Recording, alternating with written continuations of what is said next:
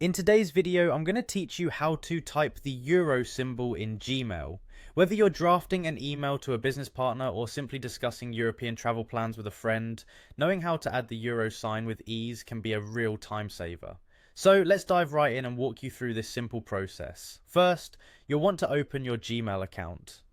If you're already logged in, head to your inbox. This is the starting point for composing any email you plan to send. Once you've navigated there, you'll be ready to start creating your email. Next, you'll need to click on the Compose button, usually located on the left side of your screen. Clicking this will open up a new email window ready for you to start typing.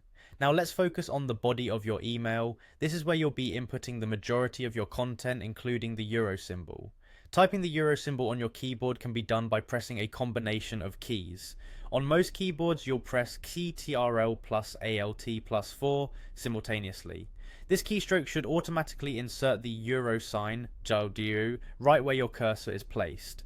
It's a quick and easy way to add the symbol without interrupting your flow. However, sometimes keyboards may be configured differently, especially if you're not using a typical English UK setup. If the Ctrl plus Alt plus 4 shortcut doesn't work for you, don't worry, there's another easy solution. Simply open your web browser and perform a quick Google search for the euro symbol.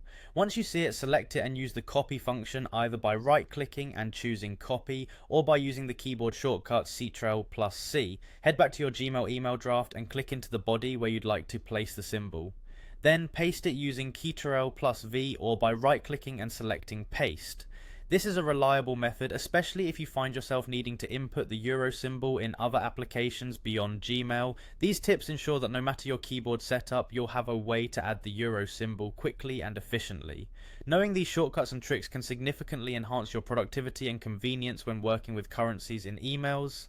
I hope this guide was helpful and that you're now equipped to include the euro symbol in your emails without any hassle.